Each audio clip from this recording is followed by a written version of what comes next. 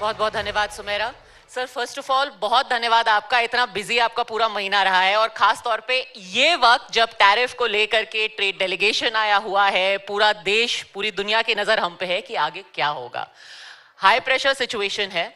What India thinks today, तो हम जानना चाहते हैं what is India thinking today. क्या होगा 2 अप्रैल को? थोड़ी सी डर है, एप्रीहेंशन है, क्या होने वाला है 2 अप्रैल को? भारत का भविष्य बहुत उज्जवल है। भारत के युवा पीढ़ी की जो क्षमताएं हैं वो भारत की आज की भी स्थिति, what India thinks today and what India will think tomorrow, दोनों पे नजरें रखी हुई है और दोनों के लिए पूरी तरीके से भारत की युवा पीढ़ी में ताकत भी है, क्षमता भी है। और मुझे तो और हमारी पूरे सरकार में सभी को प्रधानमंत्री मोदी जी के नेतृत्व में ये पक्का विश्वास है कि what India thinks today the world will also think tomorrow. जिस टैरिफ की बात कर रहे हैं उस सबका कॉन्टेक्स्ट तो आपको पता ही होगा। जब डोनाल्ड ट्रंप आए जनवरी से, उन्होंने पूरे विश्व में एक भूचाल लाके रखा हुआ है। वो रोज सुबह उठते हैं और फिर वो कहते हैं आज हम ये करने वाले हैं। उन्होंने कनाडा को बोल दिया, मेक्सिको को बोल दिया कि हम तुम्हारा इतना टैरिफ बढ़ा देंगे। और भारत को लेकर के भी उन्होंने बोला है कि 2 अप्रैल की डेडलाइन है। सर पहले तो जो लोगों के दिमाग में थोड़ा सा अभी अनसर्टेनिटी है, आप ये बताइए हमारे इकोनॉमी पे, हमारे देश पे इसका क्या असर होने वाला है? क्योंकि कभी वो एकदम सख्त हो जाते हैं, कहते हैं इतने ज्यादा टैरिफ सबसे ज्यादा भारत ही लगाता है, हम तो दोबारा लगाएंगे उनके ऊपर। ऐसा है कि ये जो बातचीत होती है ये बंद कमरे में होती है, मीडिया के शो के ऊपर इन विषयों के ऊपर समाधान नहीं होता है। पर इतना मैं ज़रूर आपके माध्यम से सबको बता सकता हूँ कि माननीय प्रधानमंत्री नरेंद्र मोदी जी और प्रेसिडेंट ट्रंप दोनों की मित्रता, दोनों का एक दूसरे के प्रति आदर सम्मान, सद्भावना, दोनों के बीच में जो वर्षों वर्षों से एक लगातार संबंध रहे हैं, जिस प्रकार से फरवरी में माननीय प्रधानमंत्री जी का आगमन हुआ, वॉशिंगटन डीसी में बातचीत चर्चा हुई, भोजन हुआ साथ में, उसी बीच में तय हुआ कि भारत और यूनाइटेड स्टेट्स ऑफ अमेरिका, और दोनों ऐसे देश हैं जो एक दूसरे से कोई स्पर्धा में नहीं है, एक दूसरे के साथ मिलके कंधे से कंधा मिलाकर विश्व को एक नई दिशा दे सकते हैं। आखिर हमारे जो स्ट्रेंथ्स हैं, हमारी जो प्रोडक्ट्स हैं, हमारे जो युवा शक्ति है, वो टेबल पे उतनी ही लाभदायक चीज़ें लाती है जो अमेरिका की हाई टेक्नोलॉजी और इनोवेशन की चीज़ें सामने आती हैं। और जब हम दोनों मिल जाते हैं तो एक अंग्रेजी में शब्द है force multiplier. India and the United States together are a force multiplier. और मुझे लगता है उसी स्पिरिट में बातचीत हो रही है। कल ही माननीय राष्ट्रपति ट्रंप जी ने अपनी एक प्रेस वार्ता में कहा है कि वो प्रधानमंत्री नरेंद्र मोदी जी को अपना घनिष्ठ मित्र मानते हैं और उसी के हिसाब से मैं समझता हूँ हम सब ने आगे आने वाले दिनों में आत्मविश्वास के साथ आगे काम करना है। हमने मिल के इन संबंधों को अच्छा रखना है, बढ़ाना है और एक विश्व को दिशा देने वाला भारत और यूनाइटेड स्टेट्स की मित्रता भी, हमारे आपसी संबंध भी पूरे देश और दुनिया को देखने को मिलेंगे। मैं एक्चुअली वो पूरा कोट करना चाहती थी कि जो डोनाल्ड ट्रंप ने कल बोला। उन्होंने कहा prime minister was here recently, we have always been good friends, India is one of the highest tariff nations in the world, it's brutal. यानी कि जो भारत कर रहा है वो बहुत ही ब्रूटल है, but Modi is a very smart man and a great friend of mine, we had very good talks, I think it will work out very very well. In that sense क्या वो जो उनका पर्सनल केमिस्ट्री है, आपका जो काम है थोड़ा सा आसान कर देता है? बहुत फर्क पड़ता है। मेक्सिको कनाडा को तो वो रियायत नहीं मिलती। बहुत फर्क पड़ता है। प्रधानमंत्री नरेंद्र मोदी जी का जो व्यक्तित्व है, जिस प्रकार से वो संवेदनशीलता से देश की अर्थव्यवस्था को आगे बढ़ा रहे हैं। जिस प्रकार से उन्होंने 140 करोड़ लोगों तक उनकी रोजमर्रा की जरूरतों को पूरा करते हुए अलग अलग योजनाएं चलाई। कहाँ एक जमाना आप सबको याद होगा, पिक्चरें, हिंदी की पिक्चरें बनती थी, वो मनोज कुमार की पिक्चर रोटी कपड़ा मकान। एक जमाना था कि स्वास्थ्य सेवा और शिक्षा पे व्यक्ति और उसका परिवार जीवन भर उलझा रहता था। एक जमाना था जब बिजली, सड़क, पानी के ऊपर चुनाव लड़े जाते थे कि क्या कभी बिजली घर में आएगी, क्या अच्छी सड़कें देखने को मिलेंगी, क्या घर में पानी का कनेक्शन कभी संभावना है। आज प्रधानमंत्री मोदी जी ने, चाहे वो 80 करोड़ लोगों को मुफ्त में अनाज देने का काम हो, चाहे हर घर तक बिजली पहुंचे, हर घर में शौचालय हो, हर घर में कुकिंग गैस कनेक्शन हो, हर एक गरीब को अपना एक अच्छा पक्का मकान मिले, कैसे 55 करोड़ लोगों और अब तो बढ़ के 70 वर्ष के ऊपर सभी को आयुष्मान भारत की सुविधा मिलती है, तो लगभग 65 करोड़ भारतवासियों को मुफ्त में आयुष्मान भारत के तहत स्वास्थ्य सेवाएं मिले। लगभग देश में सभी जगह केजी से पीजी तक जरूरतमंद बच्चों को स्कॉलरशिप मिले, मुफ्त में उच्च शिक्षा मिले। कैसे डिजिटल कनेक्टिविटी, आज हम विश्व में शायद सबसे तेज गति से 5G कनेक्टिविटी देश के कोने कोने तक पहुंचा पाए हैं, और सस्ती ब्रॉडबैंड कनेक्टिविटी, जिसके कारण आज हमारे स्टार्टअप्स हों, हमारे ग्लोबल कैपेबिलिटी सेंटर्स हों, हमारे युवा युवतियों को पूरे विश्व में क्या हो रहा है वो देखने को मिले टीवी के माध्यम से, अपने स्मार्टफोन पे, सोशल मीडिया के माध्यम से। एक प्रकार से देश जिस तेज गति से 140 करोड़ लोगों की जरूरतों को पूरा कर रहा है, और उन जरूरतों को पूरा करने से आज ये युवा शक्ति बड़ी आकांक्षा, बड़ी अपेक्षा, बड़े लक्ष्य हासिल करने के लिए तैयार हुआ है। आप जानती होंगे stem graduate, science, technology, engineering, mathematics, आज भारत सबसे ज्यादा विश्व में स्टेम ग्रेजुएट्स हर साल तैयार करते हैं, और 43% उसमें महिलाएं हैं, हमारी बहनें, हमारी बेटियां हैं। तो ये जो ताकत है भारत की, ये आज विश्व को भारत की तरफ आकर्षित करती है। स्वाभाविक रूप से एक निर्णायक नेतृत्व जो प्रधानमंत्री मोदी जी दे रहे हैं, एक युवा शक्ति जो विश्व की अर्थव्यवस्था को भी ताकत देगा, हमारी लोकतंत्र, हमारा डेमोक्रेसी जो रूल ऑफ लॉ और एक विश्वस्त साझेदारी को बल देता है। लोगों को पता है भारत में निवेश करो, भारत से काम करो, भारत के साथ व्यापार करो, तो यहाँ कानून व्यवस्था भी है, न्याय व्यवस्था भी है, एक बड़ा ज्वलंत मीडिया है जो कभी कोई गलत काम हो तो उसको उजागर करेगा, एक फिरोशियसली इंडिपेंडेंट स्वतंत्र जुडिशरी है जो आपके साथ कभी अन्याय नहीं होने देगा, आपके साथ डिस्क्रिमिनेशन नहीं होने देगा। ये जो सब भारत की ताकत है, इसको मुझे लगता है विश्व के हर देश, हर जो ताकतमंद देश है, ये उसको रिकग्नाइज करते हैं, इसको स्वीकार करते हैं, समझते हैं। और इसी के कारण आज यूरोप हो, यूरोपियन यूनियन के 27 देश हो, यूके हो, ऑस्ट्रेलिया, न्यूजीलैंड हो, गल्फ की कंट्रीज हो, जितने ताकतमंद डेवलप्ड कंट्रीज हैं, सब भारत के साथ आर्थिक संबंध और स्ट्रेटेजिक जियोपॉलिटिकल संबंध भी सुधारने के लिए उत्सुक है।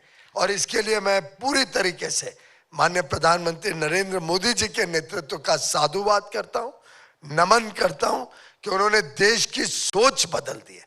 देश में जो आज आत्मविश्वास मोदी जी ने पैदा किया है, ये हमारी सबसे बड़ी ताकत है।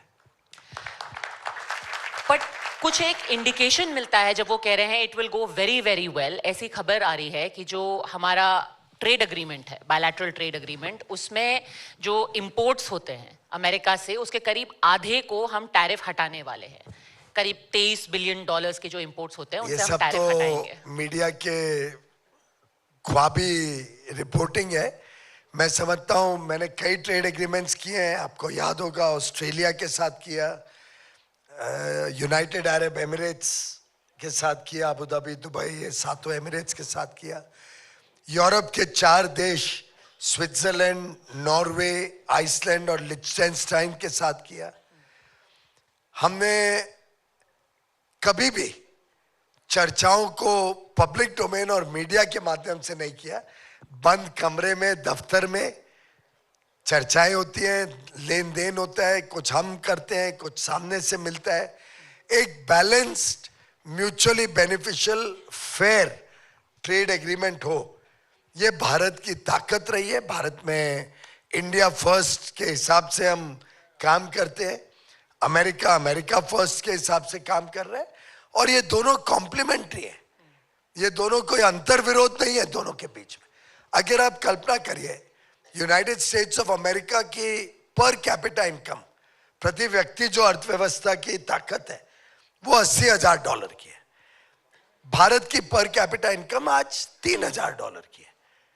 तो हम दोनों के बीच में किस विषय पे स्पर्धा है? जो वो बनाते हैं वो हाई क्वालिटी प्रोडक्ट्स हैं, उसका एक अलग मार्केट है। भारत की जो ताकत है जिन चीजों में, वो अलग ताकत है, और हम दोनों कॉम्प्लीमेंट करते हैं एक दूसरे को।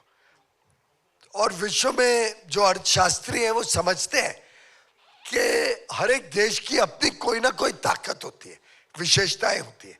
हर एक देश अपनी ताकत और विशेषताओं के आधार पर आगे बढ़ता है, और हम, अमेरिका और हमारी ताकत दोनों साझेदारी की ताकत है, कॉम्प्लीमेंट्री है, और मिलके, जैसा मैंने पहले कहा, फोर्स मल्टीप्लायर बनेंगे, और विश्व को की अर्थव्यवस्था को आगे बढ़ाने के लिए भारत और यूनाइटेड स्टेट्स ऑफ अमेरिका, 2 बड़ी लोकतांत्रिक देश, दोनों जब मिलके काम करेंगे, उसका लाभ हर भारतीय को भी होगा, हर अमेरिकी व्यक्ति को भी होगा।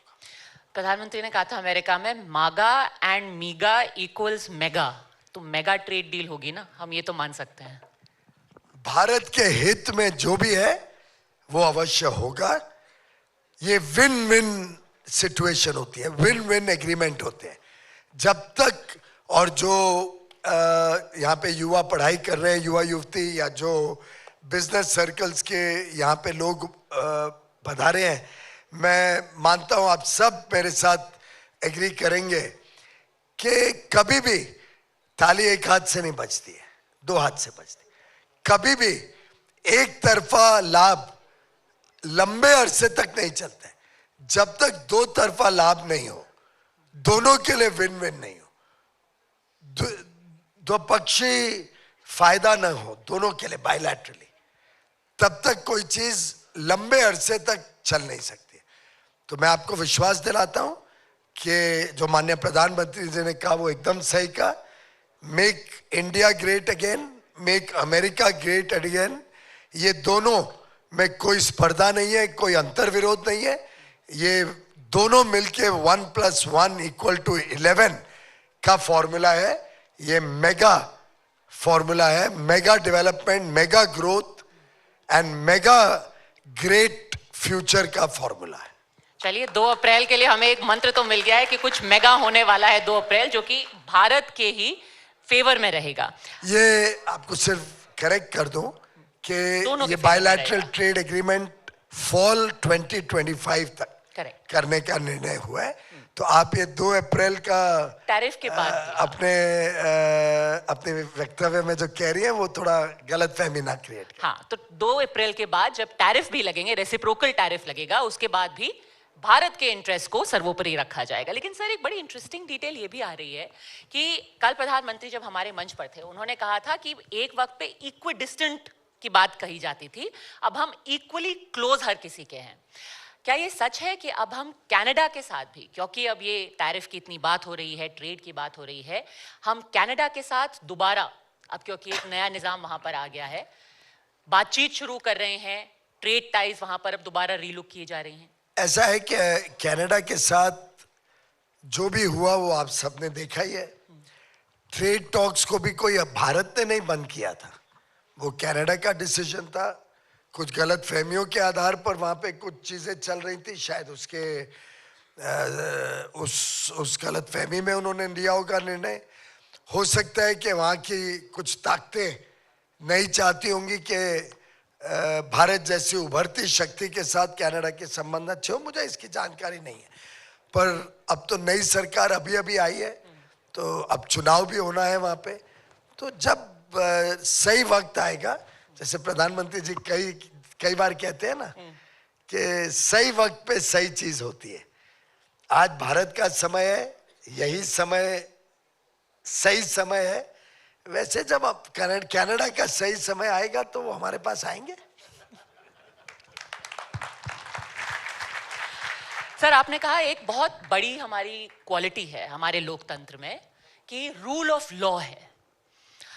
पर आप जिस शहर से आते हैं, जहाँ के चुने हुए आप सांसद हैं, वहाँ कुछ एक ऐसी घटना हुई जिसको लेकर के रूल ऑफ लॉ पे ही सवाल उठने लगे। एक आदमी आता है, राजनीतिक विश्लेषक स्लैश कॉमेडियन, वो एक वीडियो बनाते हैं, उसके बाद वहां जाकर के तोड़फोड़ हो जाती है। वो एक पोस्ट करते हैं, कहते हैं दी ओनली वे फॉरवर्ड, आगे का रास्ता अब संविधान दिखाएगा।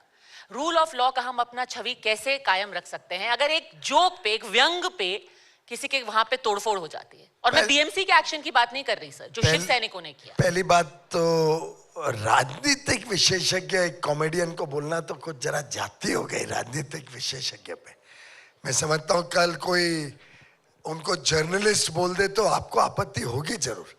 ऐसे ही जितने राजनीतिक विशेषज्ञ हैं वो जरूर इस बात को स्वीकार तो नहीं करेंगे। और वैसे हमारा अनुभव भारत की राजनीति में भी कई कॉमेडियंस आए हैं, कुछ तो मेरी पार्टी में भी आए थे, कुछ आपकी दिल्ली में कई वर्ष तक जो सरकार चली उस पार्टी में भी रहे हैं।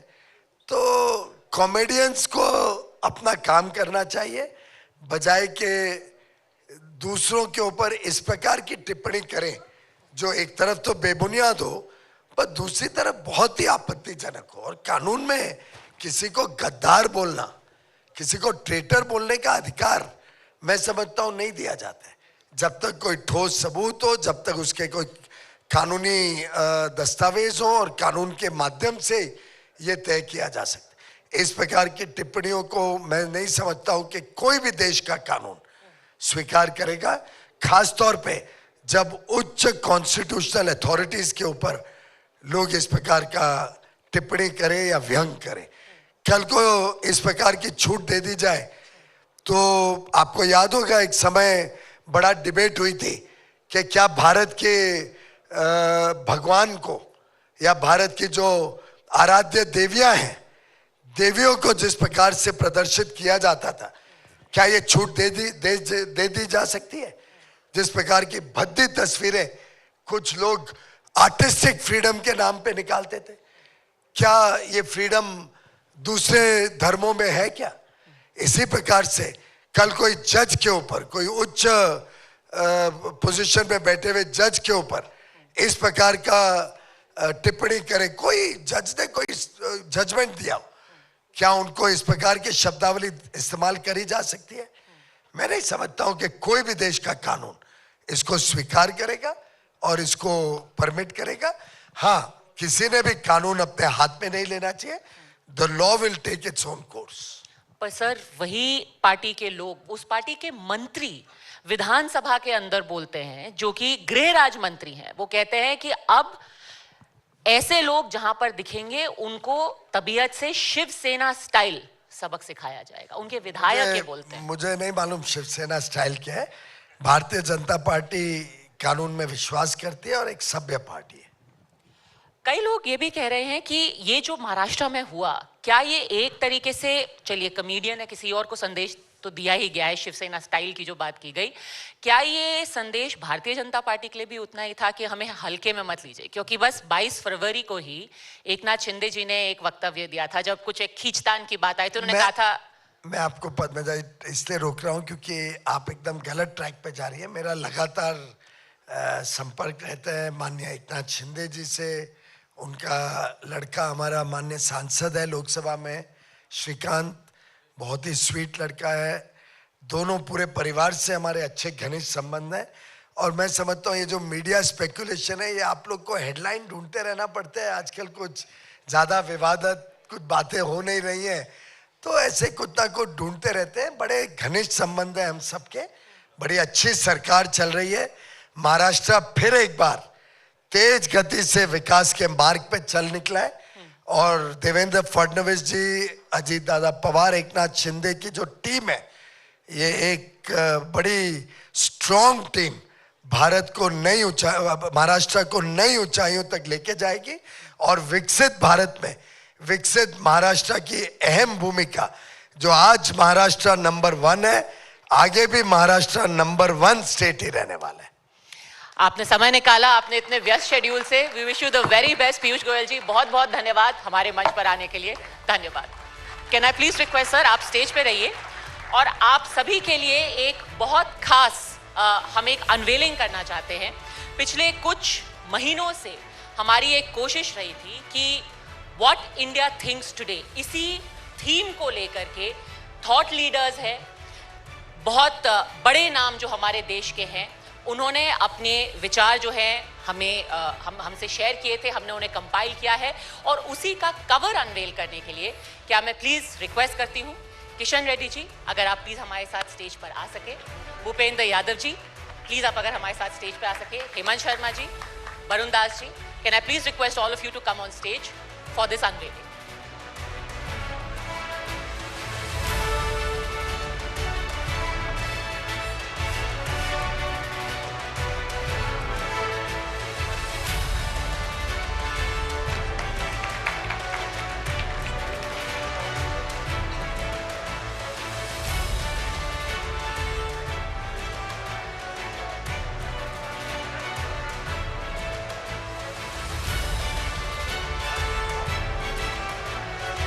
मैं आपको बता दूं कि ऐसे 35 एमिनेंट स्कॉलर्स हैं जिन्होंने अपना ऐसे हमारे साथ शेयर किया है, अपने थॉट्स हमारे साथ शेयर किए हैं। और ये व्हाट इंडिया थिंक्स टुडे का 3rd एडिशन है। ये स्पेशल कवर की unveiling with a very special panel of guests. Thank you so much. Bhupendra sir और रेड्डी सर और साथ ही हेमंत सर, मैं आपसे रिक्वेस्ट करूंगी कि आप मंच पर ही रहें और स्वागत करिए और शॉल भेंट करते हुए सम्मानित इस वक्त किया जा रहा है। जोरदार तालियां बजनी चाहिए।